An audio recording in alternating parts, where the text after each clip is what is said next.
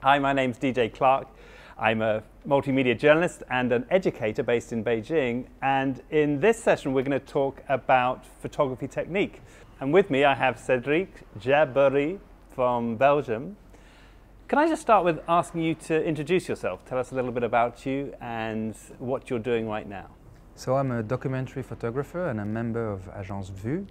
During the last years, I've been mainly working in Africa and in the Middle East, focusing on personal projects. I started working in 2007 in the Democratic Republic of Congo till the 50th anniversary of its independence in June 2010.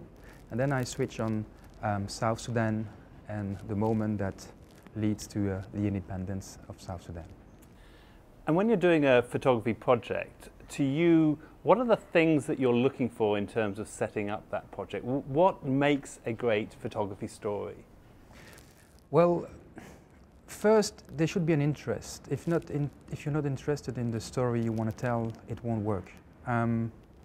I personally have to feel engaged, concerned about the story or the situation I want to document, which means gathering as maximum information as possible on that specific subject.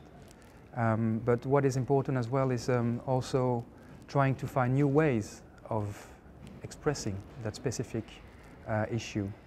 It could be by using very traditional way of telling a story, which I prefer to do, which is spending a long time on that story, or finding ways to pitch that story. Who is going to help me to tell that story? If, for instance, you're working for a specific newspaper or magazines, or if you prefer to prepare a whole body of work and prepare an exhibition and a book. And on this workshop, you've been stressing to the participants here the importance of the research beforehand. When you do an average project, and maybe you want to use one as an example, how long do you take before you actually take your photograph in terms of thinking about the project, researching the project, and how long do you take after you've finished photographing in editing and putting the final piece together?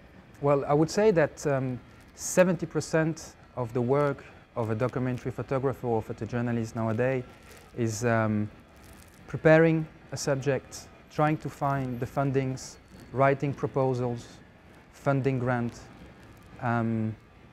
but also doing all the researches, which means spending a lot of time on internet, but also trying to meet the people. I prefer to meet people in person, having meetings with them, trying to discuss about what the issue are, but also what the situation logistically is there in the field. It's also a lot of editing at the end when you come back, preparing, and as soon as you arrive there, you notice that half of your preparation is not good enough, and you have to prepare yourself again while you arrive there. And we're here at a World Press photo workshop, but it's not photography. We are teaching our participants here multimedia journalism, though photography is a part of that, and it's something that World Press Photo is investing a lot in these days. Now, you as a photojournalist have done some of your own personal multimedia projects, and I'm wondering why. Why do you think it's important for you as a photojournalist to be entering into this space? Well, I've always tried to reach a broader audience with the story. I started working in Israel and Palestine, which is a place which is full of journalists. It's very mediatized. It was very present in the news during the last decade. I started working in 2002, and I always tried to find a way to tell stories so that people would be interested about the story I was telling, and mostly about the daily life of the people I was working with. When I was working in Israel-Palestine, for instance, I wanted to tell the story of the conflict in a different way. Then I started working in sub-Saharan Africa, in DRC, and I felt that it was not enough present in the news. So after my second trip there, mostly in eastern DRC, in Ituri, in North Kivu, I thought about how am I going to tell that story if nobody is taking care or looking at such a story within the print news. I can give the example of when I was a little kid, my grandmother, when she was preparing soup, she asked me to bring magazines just to take the peeling of the vegetables. And the magazine with the news stories would end in the bin. This is what happened to the press nowadays. It doesn't length for a long period of time. What is printed in the magazine or in the newspaper won't stay for a long period of time. What is interesting with the multimedia is that you can always go back to it. You can always show it. You can use it as a way of telling a story. Could be a news story, could be a deeper story, but it's also a tool that you can use in schools, for instance. When I go to schools and make some presentation, I always have these multimedia with me to explain and tell the situation and the story of the people. And the last question is that we always ask, if you were to give multimedia journalists one tip on photography, what would that be when they're thinking about doing a project and they're thinking about including stills in their multimedia project?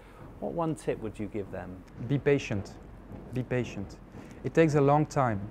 The entire preparation, the time of shooting, take as much time as you can to be with the people, to get into a relation with them, try to develop intimate moments so that you'll have a broader place with them, a broader and a better sense of what the story is. Cédric, thank you very much. I know you have to get back to the participants and finish off this workshop. Thank you. Thank you.